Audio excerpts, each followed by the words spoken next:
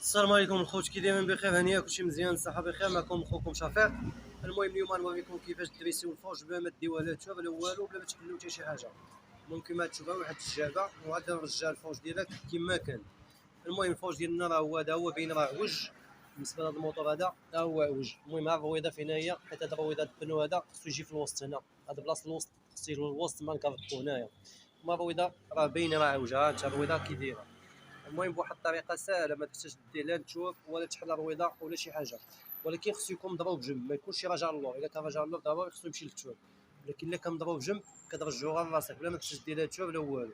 المهم بالنسبه للوجه ديال الكارطو راه باينه، ها انت شوف، ها الكارطو، شوف هاد البلاصه هادي راه كتبان بعيده على هادي، شوف الفرق اللي كاين. المهم هادي كتحتاج واحد الجعبات. المهم انا نوريكم كيفاش غادي ترجعو بلا ما نحتاج دير لا تشوف ولا والو، خصك غير شي جعبه ديال الحديد تكون مزيانه وترجعو كما كان. المهم انا نوقف الفيديو وغنجيب الجعبات ونوريكم الخدمه كي دايره.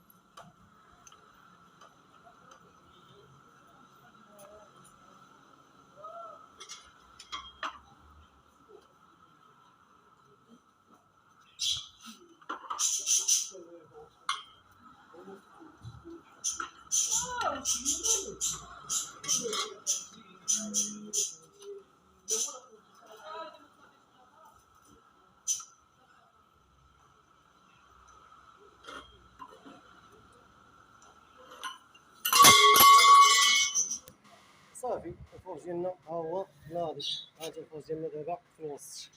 شوف الفرج ديالنا دابا ها هو في الوسط، شفتوه؟ ها هو الفرج ديالنا دابا ناضي في الوسط.